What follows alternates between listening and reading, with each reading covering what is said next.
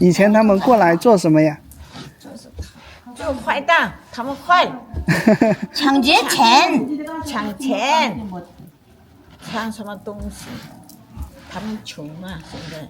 你那个只要搁这上住够6个月了，一年就给你3000块钱。这属于边访嘛？那个江内眼就是那个朝鲜嘛。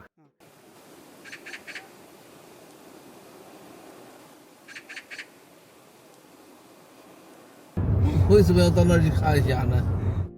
中国延边朝鲜族自治州的图门市与北朝鲜隔江相望，是中国对朝鲜的第2大陆路口岸城市。在上集影片中，我们游览了图门市。大阿树不满足于只看到一些专门给游客看的景点，更想看看中朝边境线上朝鲜族乡村的真实生活，所以我在卫星地图上沿着中国和北朝鲜的界江、图门江寻找未经旅游开发的朝鲜族乡村。于是我就发现了图门江边的这个乡村庆荣村，它与北朝鲜的丰西郡隔着一条窄窄的图门江。在网上我甚至找不到任何有关这个乡村的资料，这更激起了我探索的热情。于是我包了一辆车，从图门市驱车前往庆荣村。这是全网首个有关庆荣村的视频，我独自一人走访这个朝鲜族边境乡村，听村民们分享不为人知的边境故事。欢迎和阿树开启新一集的中朝边境探索之旅吧。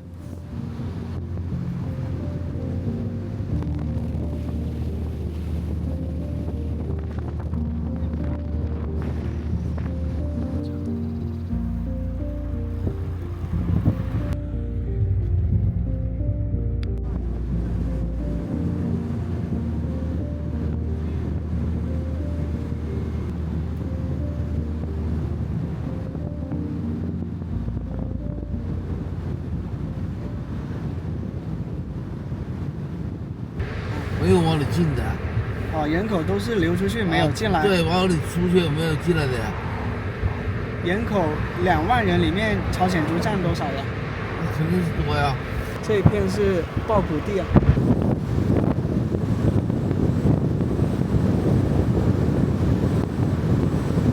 不强吗？延吉火了，图门才开始有一点点游客。对，都延吉来的人，就是怎么也到图门来看看。边境嘛，有点游客，到这来啊，饭都不吃都走了，就给本地带来不是太多的创收。对。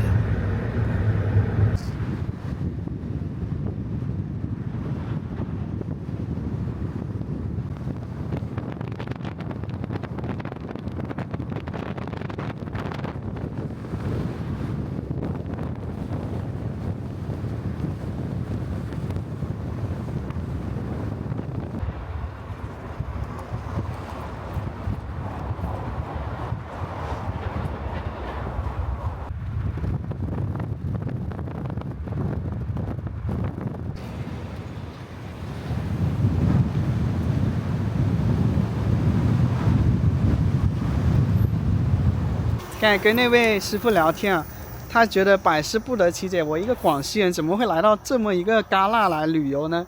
我说这边环境好，空气好啊，他就有点赌气的说，好是好，空气能不好吗？这边企业也没有，工厂也没有，这个钱不好挣。但是他更好奇的是，我怎么会一个人来到这么一个非旅游区的一个边境村落呢？他觉得这里有什么好看的？今天和大家来探索一下中朝边境上的一个没有游客的非旅游区的朝鲜族村落是什么样的。这一片待收的水稻啊，东北的稻米是很香的，因为它只有1季嘛，不像南方2季跟3季，所以它的这种养分比较充足啊。我是怎么知道庆荣村的呢？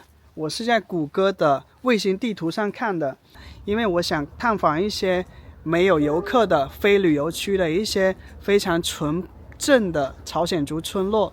咱们来看一下庆荣村的位置啊，它位于图门江的北侧，紧挨着图门江。图门江对岸能看到北朝鲜的丰西郡。你看这里有一些这些北朝鲜的一些房子啊，还挺多的。这个村落给我的第一印象就是人特别少，基本没看到居民啊。朝鲜族本地人说啊，你像边境地带的一些朝鲜族村落呢，都是10户9空的。什么意思？就10个房子9个房子是空的。为什么呢？因为在朝鲜族这边啊，他们语言跟朝鲜以及韩国是相通的，所以这边有一个出国务工的这么一个传统，这么一个习惯。很多年轻人会去到韩国去打工，人口的话是净流出的，留在村里面呢，主要是一些老年人。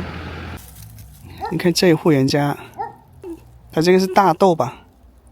再来看这一户人家，常常是觉得没什么人住的感觉啊。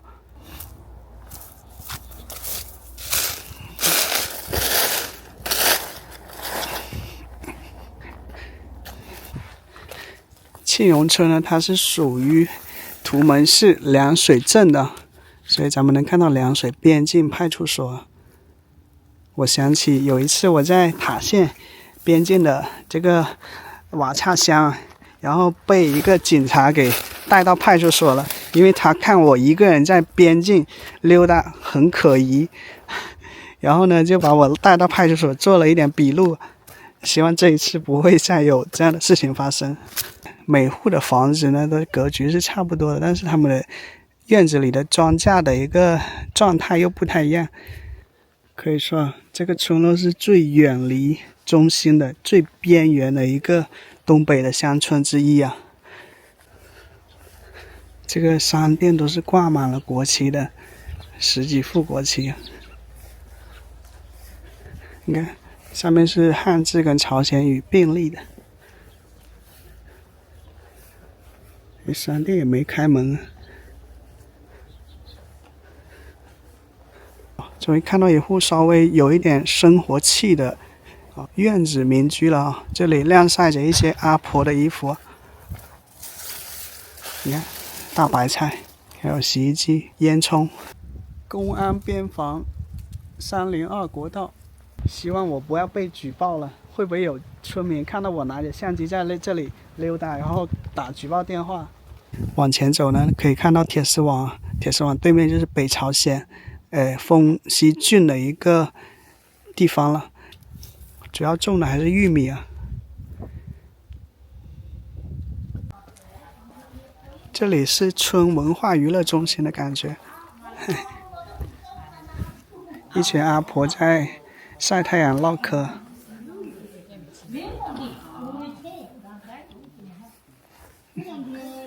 庆荣村辣白菜体验中心，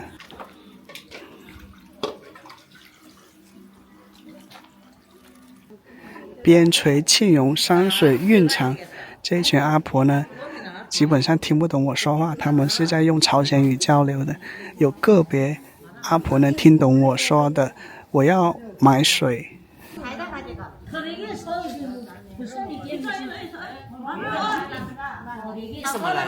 过来延吉旅游的。延吉旅游的。嗯。哦，还他们那个边疆。对。那口岸。北朝鲜看这边来了。对对对。哎，帮我吧，这边소금 싸놓긴吗？알 소금。있으면 한 대서 먼저 달라. 내 창전 문화 여러 개. 他们年纪大了嘛，我比较小。哦，你去过其他地方是吧？啊，我是南方都去过了，广州、那个深圳也去了，珠海也去了。我儿媳妇也한두。경유 들어보고 가자고. 경유에 지나서 또 어느 때도 여기 와서 이런 거 치고서 며칠을 조그만 거 가도 되거든. 그래서 여기 와서 아이. 怎么你自己呢？啊？你怎么自己呢？我自己一个人旅游。是吗？啊。叫庆荣村，有多少户人呢？80来户，80来。啊，有多少人？总人口？将近200来。将近200多个人。都是朝鲜族是吧？也有汉族。汉族、朝族有，汉族也有。您见过北朝鲜的人吗？以前也是，现在也是能看见他们，有一喊了就能太听见。远了，狗叫唤也能听见。望远镜有的话能看呐，望远镜有的话那边去。有没有北朝鲜的人来到这里？以前有，以前他们现在没有啊。来，晚上都上班嘛，随便来不了。他们以前他们过来做什么呀？做坏蛋，他们坏了，抢劫钱，抢钱，抢什么东西？他们穷嘛，现在。偷那样。그래 나도 바람에 나간다. 걔들 내 발이 이게 해결을 많이 했어. 庆永村的由来啊，中朝边境最北端的行政村庆永村。庆永村原名凉水人民公社骷髅山作业区，1958年荣获全国农业社会主义建设先进单位称号。周恩来总理签批奖状时，为彰显其成绩，特将其改名为凉水人民公社庆永作业区，意为庆祝荣光。镇村干部几经辗转，在延边州博物馆找到此奖状，并将拓本拿回村里，激励全村村民图强奋进，再现荣光。 광고 동호 말고 괜히 좋은 거 아이고 글쎄 말이니 1,300원. 틀어지게 했습니다. 그런 게 나는 글쎄 말아야지 그만 게 연옥이랑 그게 과도나게 해도 10원씩 농가 줄게. 地上晒的红辣椒、青辣椒，这个像是茄子干啊！哇，这里是村里面的一个，你好。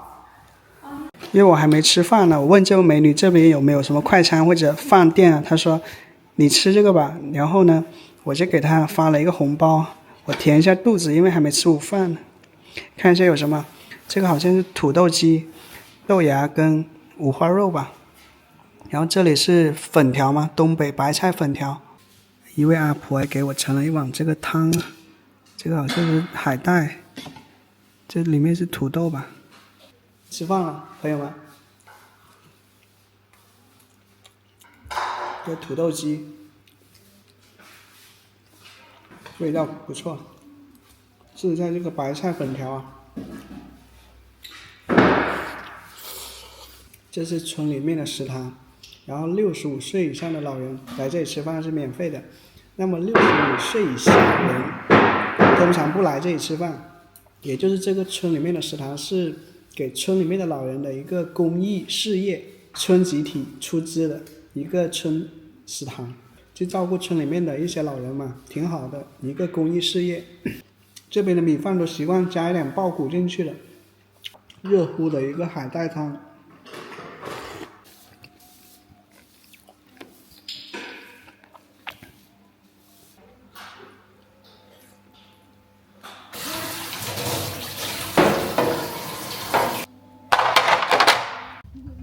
在这个村子啊，可以说举目如果能看到人的话，大部分就是老人了。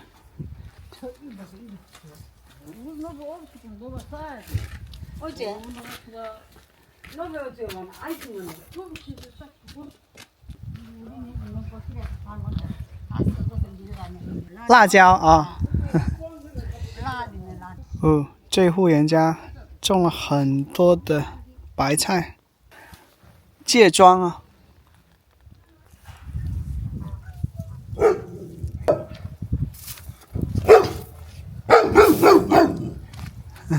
有点怕，别冲上。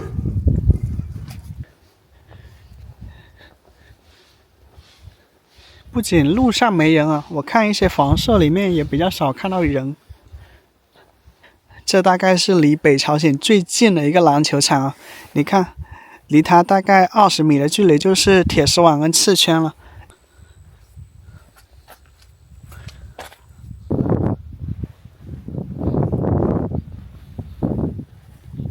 哦，这里种了大葱，这是茄子吧？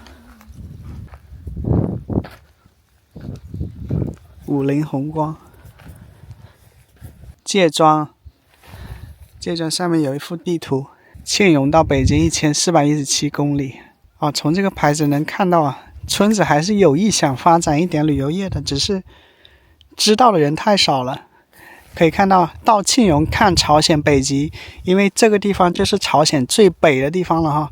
咱们来看一下，这是朝鲜，然后呢，土门在这里。我刚才是打车一路走到来到这里的这地方的，绿色就是北朝鲜。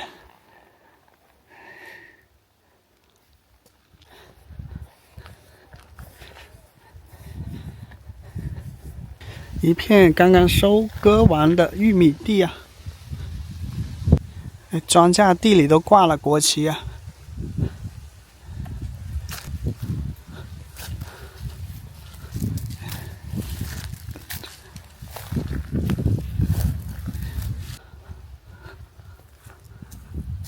哦，这里有一个巨大的摄像头啊，它是看着北朝鲜的方向的，可能是监测偷渡者。你看山楂树掉了一地啊！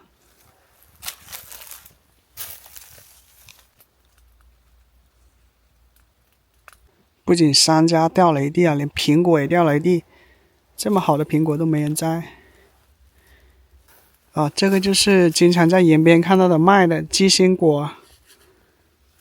下面立了一个牌子，写着“严禁下江洗澡捕鱼”。这里没有牧草啊。这里写着“维护边防稳定啊，爱护边防设施”。对面图们江对岸就是北朝鲜，可以看到一些房舍，是那种我们国内看到的那种土坯房，盖着一些茅草。你看啊，它的一个铁丝网是有2层的，下面还有一排呢。这里又看到一个牌子啊，贯彻实施航道法，保障航道畅通航行安全。吉林省。这个村子因为太安静了，无论是狗吠还是一个人在远处说话，都能听得挺清晰的。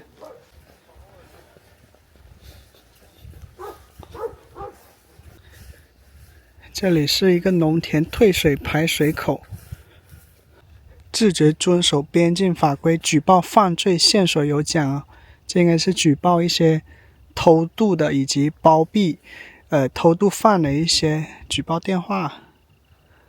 凉水边境派出所，界江内严禁非法捕捞，保护水生生物，界江内严禁使用禁用渔具渔法。这个防护网是有好几层的，这个是一层啊，刺圈，然后这些网外面还有一层。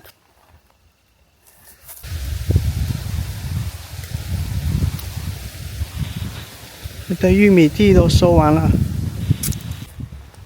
在这一个地方就比较能清晰看到图们江了。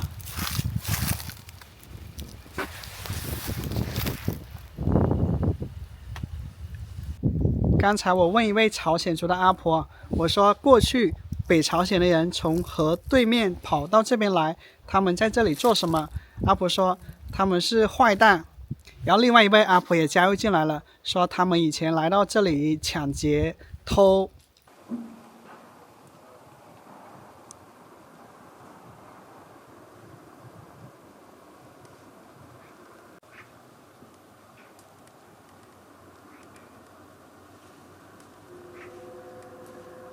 这些朝鲜族人家，他的庄稼地呢也是用铁丝网围着的。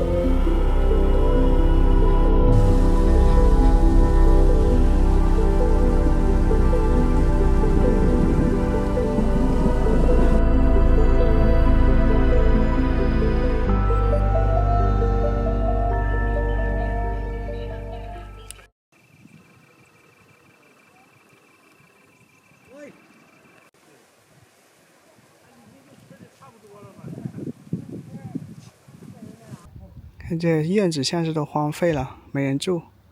很多老人呢，他的子女在城市工作定居啊，把老人接出去了，所以房子就荒置了。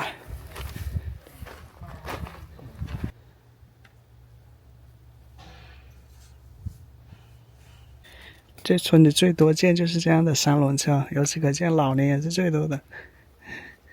你好，那冬天种什么呢？冬天啥也不能种了，这边啦，冬天前，零下20多度。种玉米、大豆种的少，我们那个种点蔬菜啥的，茄子、豆角、辣椒，他们小孩都出去打工了。对，小孩都在外边。在韩国吗？有在韩国的。小孩多久回来一次啊？现在去韩国的话，不一定，回来时候很少。一年回来一次就算不错了，回来2次的时候很少。对，在韩国挣钱多。在韩国他们有1万多一个月吗？和咱们钱那个一天能挣，咱们钱能挣500到800左右。哦，那挺好的，在国内哪找那么高的工资啊？对，一天就能挣到500到800，一个月那就15000到24000。对。是不是也找了那边的女朋友，韩国女朋友？不是，都是这边的。我是汉族。你汉族，你小孩怎么会韩语呢？这边生活时间长的，他们都会。哦，这是潮湿的地区嘛，在这边时间长的，他们都会。那个，新过来的他不会。您是老户了哈？我搁这住过20多年了，快30年了。您是从哪里过来的呢？我是那个，也是延边地区的，延边地区敦化那边的。哦，今天我遇到一位师傅，他也是敦化来的图们。这里养老特别合适啊，这里。对，这地方上城里头，就是上图门市里人也不多。对，我看这里村里年轻人很少啊，没遇到过一个年轻人。年轻人基本都在外边打工，都是岁数大的搁家。那老人谁照顾呢？有的那个不能动的不能自理的，也得那个回来照顾。有的送敬老院，有的给那个也是儿女回来照顾。基本上小孩不管也没事儿，我们也够用，生活也够用。那您主要是靠什么来源呢？经济来源？我们那个，就是那个有责任田，那一年还给点钱。完了这个，我们是边访那个还有补贴，一年一个人给3000。完了那个，60岁以后还有那个一个月还有个100多块钱那个退休金，凑也够用了，也可以。没有病没事儿。对，要有大毛病了，有病了就不够用了。挺好的，责任田是把田租出去是吧？对。一亩田一年能有多少钱？一亩田500、600、700不一样。您当时是从敦化过来的，是怎么分到地的呢？当时我弟现在还搁敦化，我没分这边没分到地。这个园子不用租，就是大地里头那个你要是种得租。这是各个家的房宅基地，房基地。这是我家那个买的，这是那个买的房子。当年买的。对，来时候买的。哦，那现在还能买吗？比如说我广西人想来这边，可以能买。能买。你要是搁这上住一年，也给那个也给3000块钱。不管你哪来的，你那个只要搁这上住够6个月了，一年就给你3000块钱。国家对咱们挺好。对，是那个，这属于边防嘛。那个江内沿就是那个朝鲜嘛。你们平时需要去江边巡逻吗？有巡逻的，有专人巡逻。我刚才去江边那边看了一下，对面有个穿黄马甲的人过来，就是说不能待在那个地方的时候，对面是朝鲜不能随便看随便拍的。对的，那个他们那个拍照啥的不让，不过你那个没人看着你拍也没事儿，你别让人看着了不行。那个江边这个道边呢，你没看都有那个那网子铁网啊，看到了，那个网子都是那个感应的，你手一碰着人那边哪就知道，这样的，感应的哦。它那个里头有那个线，人一碰着你那边哪就能看着。哦，不过那你随便摸也没事儿。他看着他你没过去没过界，他无所谓。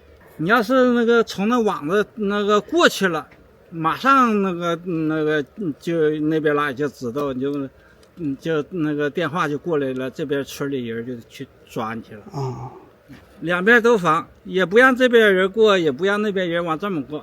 你觉得那边有人还敢跑过来吗？就偷过来吗？也有过来的，再严吧，他也有漏洞的时候。他人过来时候，那个他有的那个河沟冲的底下有空，他不用碰网了，从底下就钻过来了嘛。水冲的那地方，下大雨那个河里头往下淌水了，底下都冲挺深的地方，那个小河沟小沟冲深了，哎，那地方就能爬人，也不用碰网了。不过你那个要是在亮地儿上，那个他们那个监控也能看着，这个不远都有监控，不远监控，全监控挺严的。他跑过来了，他也没有地方住呀。我听说，如果你包庇那些偷渡犯的话，也是被举报了，也是有罪的。对对对，所以没人敢收留他们。是，没人敢收留。你要是那个有人过来了，你要是给抓住了，交到那个派出所那个边防，交到边防派出所，还给你奖励。有村民得过这样的奖励吗？有啊，我们这场有个开出租车的，搁那个图门往回来，正好走半道碰着一个搁那边拉过来的，接他车他就给拉了，直接他就给拉派出所去了，给了3000块钱。后来那个人是被遣返了还是被？那不知道。那你要是那个拉人挣钱得多少天呢？挣3000块钱呢？他这一站就挣3000块钱。好，谢谢你啊，师傅。不客气。我听到很多故事。这些是要修一些木栈道吗？这个石碑上写着延边朝鲜族自治州文物保护单位库禄山遗址，1961年1月18日公布。这是朝鲜语的。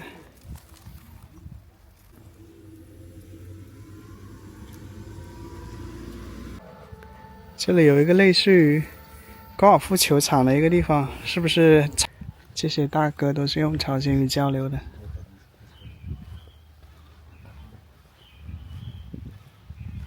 打击违法犯罪，维护和谐边疆，发展庭院经济啊！庆荣村根据庭院经济生产经营项目多样模式，比如说游客了，这里本地人我都没见几个。这些穿朝鲜服跳舞的大姐们，在给整个村子里面改善村容啊。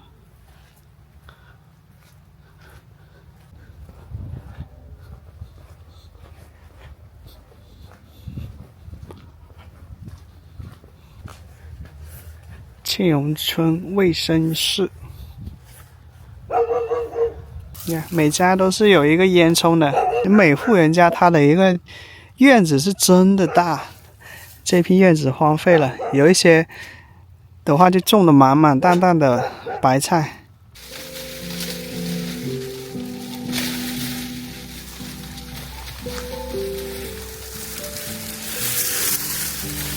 你是汉族吗？对，汉族的。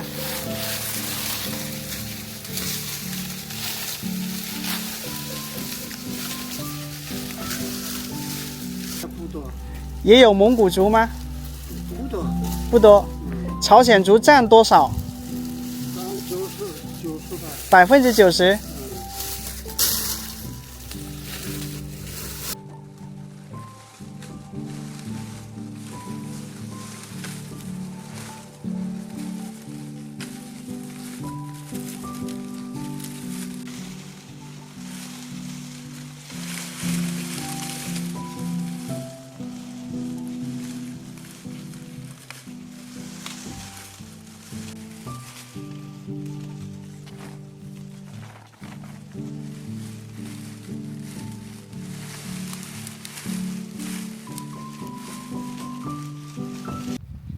刚才收苞谷的爷爷跟奶奶呢，那个院子的庄稼地是他们家的，但那个房子是别人的，那个房子已经没人住了，那些人呢已经去到韩国务工去了，而像他的子女呢也在韩国哈，1年才回来一次。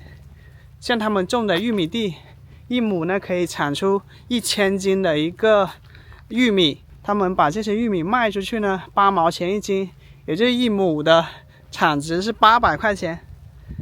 他们说年纪太老了，种不了那么多了。那个爷爷应该有70多岁了，我看他就是砍那个苞谷玉米杆嘛，就很吃力。你看这一户人家，这个是玉米渣。这一户人家的院子没种庄稼，是养了一些奶牛，大概有10多头吧。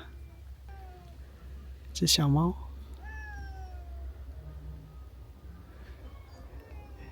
晾晒的玉米、茄子。像这些玉米杆呢，有一些也是送给那些养奶牛的人，有一些是卖给他们。因为在这边奶牛是吃这些玉米杆的。这一个院子又荒废了。看，这是十字路口啊。在这个村子里面呢，我见的最多的是5、6、70岁的一些中老年人啊，偶尔能看到40多岁的，但是30多岁的人呢是没见到过的，更别说小孩了，我是一个小孩都没看到。像这种院子连院门都没了，里面都荒废成这个样子了。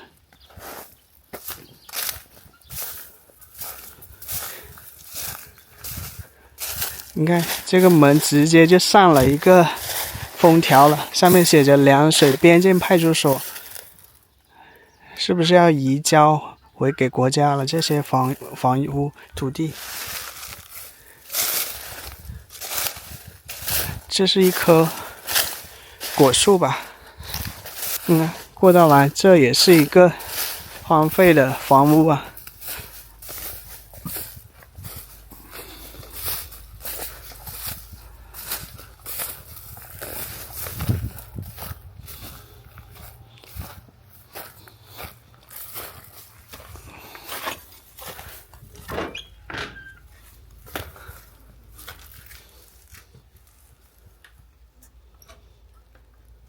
破败不堪。看，这就是朝鲜族的大炕吗？一张床，然后电线，窗户都破了，感觉已经有10多年吧，没住人了。电灯。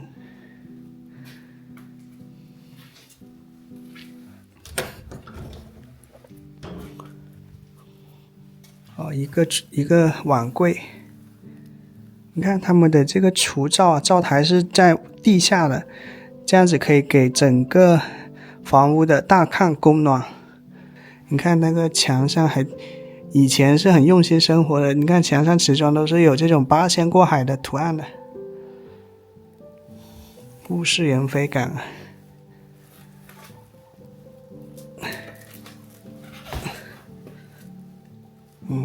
这里是卫生间啊，过去听说以前朝鲜族是没有室内卫生间的，如厕都要到院子外面去的。后来慢慢的话也现代化了，在屋子里面做一些卫生间啊。你看这个卫生间显然比较新啊。这就是他们供暖系统的一部分吧。你看，好像这个灶台它是连通着刚才那个大炕的，所以这里起火的话，这些暖气整个屋子都流通着。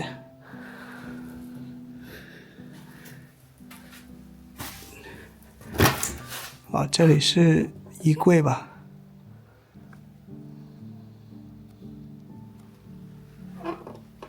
你看这些锅碗瓢盆啊，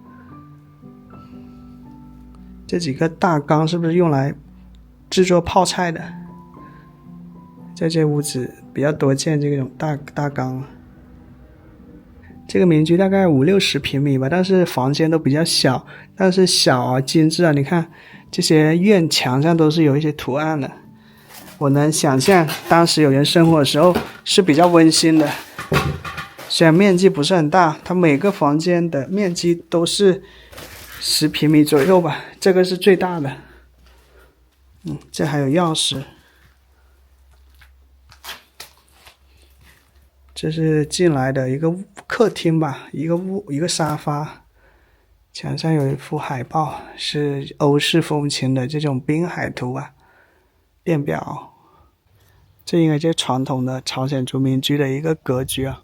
2扇门进去，左边这扇门是这个大客厅吧，这边一个小客厅，进去厨房、卫生间、卧室。国内乡村的老龄化以及空心化，城市的虹吸效应，这种论调可以说是老生常谈了，每个人都知道。今天逛这个村子呢，可以说是非常生动形象的，一览无遗的感受到了乡村的这种空心化的一个过程以及现况啊。这收玉米的一对夫妇啊。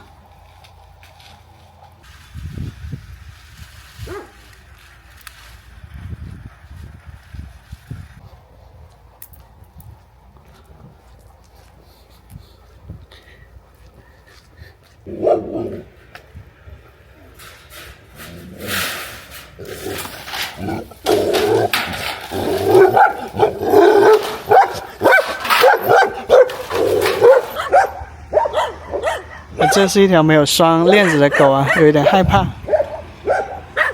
有挺多村民家里面养一些奶牛啊。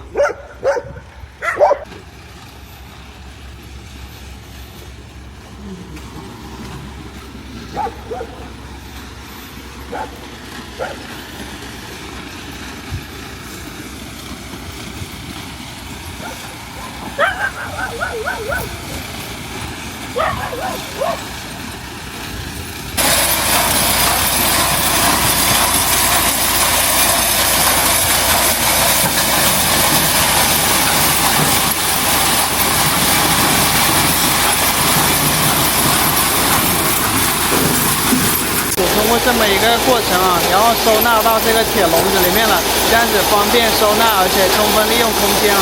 像你堆在地上的话呢，很杂乱无章，也不方便管理。那么到这个批发商来的时候，他直接就卸货、装货、走人就可以了。这个车呢，又去庄稼地、玉米地里面去装稻谷，然后再运到这里来。这是从庄稼地里面收了满满一车的稻谷啊。然后开始去卸货。这位师傅告诉我，这些玉米是卖给国家的，国家用来做饲料、猪饲料、牛饲料，还有汽油。至于这个价格多少，国家说了算。师傅说，现在国家也不给我们这些老农民涨价，能卖多少钱？卖不了多少钱。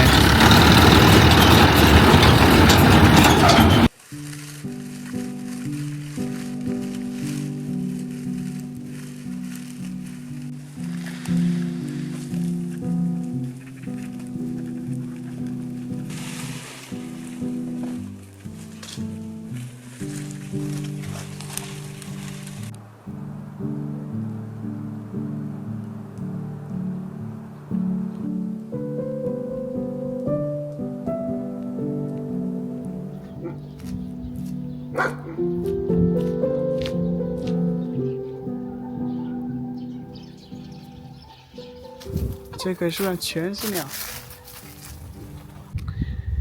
这是垃圾回收的。这户人家就很干净啊！你看那玻璃里面的一块阳台上啊，晾上很多红辣椒啊，还有蒜头啊。这是玉米渣，用塑料袋装好了，放在这个露天的屋子里啊。他们收集这些玉米渣，是不是用来做冬天取暖的一些材料的呢？这个村子有非常难得的一种静谧啊。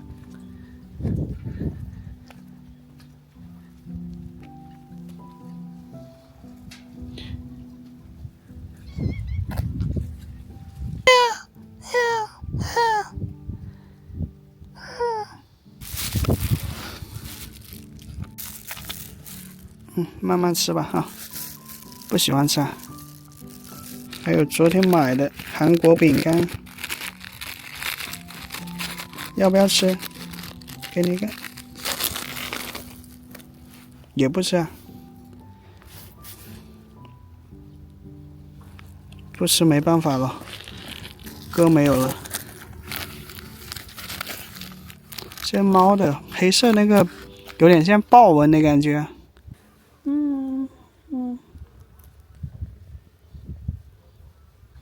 它开始跟我来了。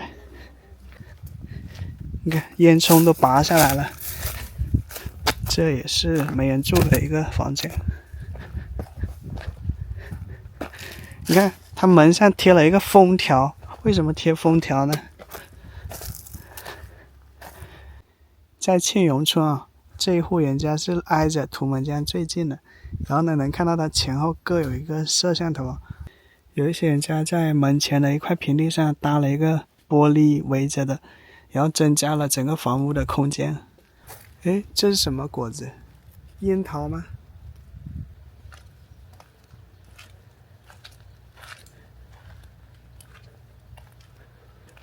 这是朝鲜文啊，一直在转的。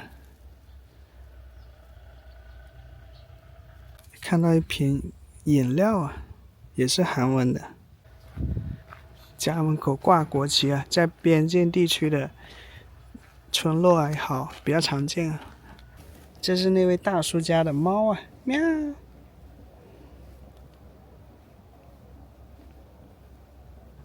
小白猫啊，特别瘦小啊，惹人怜爱。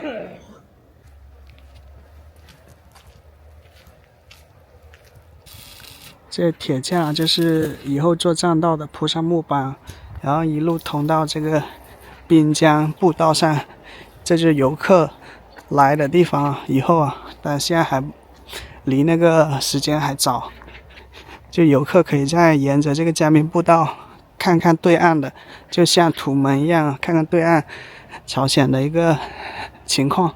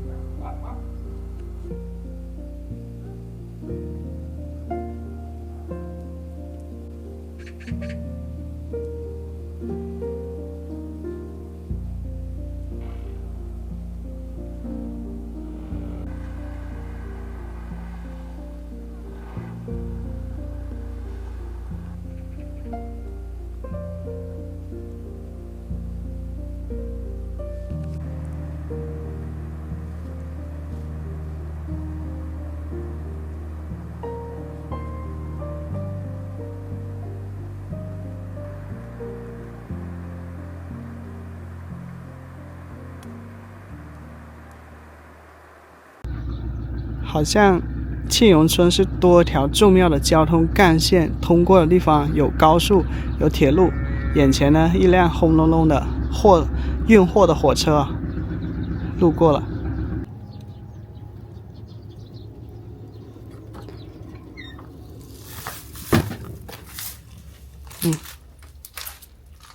他们的灶台都是埋在地下的。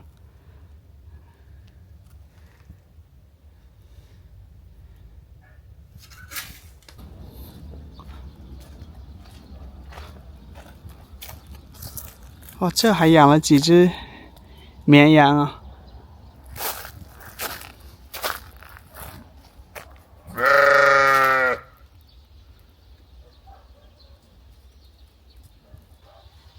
这有一车的毯子，下面还有电热毯。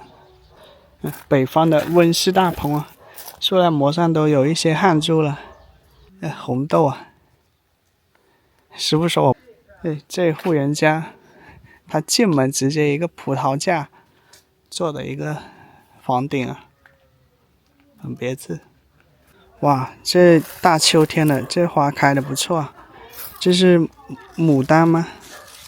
这个是大豆，这是不好的，好的在别的地方。这么看来，庆荣村的一个主食庄稼还挺多样的，你像水稻，还有刚才大豆、玉米。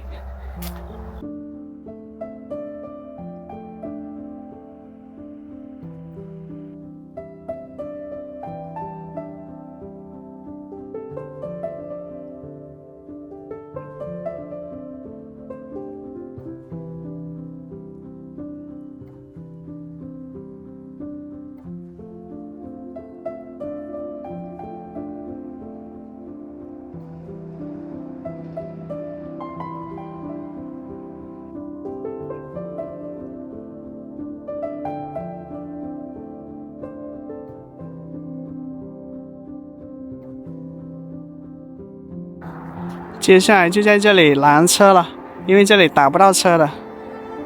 本期影片就接近尾声了，很高兴你看到这里啊！今天对我来说是很难忘的一次边境朝鲜族乡村之旅啊！不知道你看下来感觉怎么样？如果你觉得阿树拍的还不错，不要忘了帮我点赞、订阅我的频道哦，这对我是很大的支持。感谢你看到这里，我是阿树，我们下期见。这是庆永村的爱的家养老院。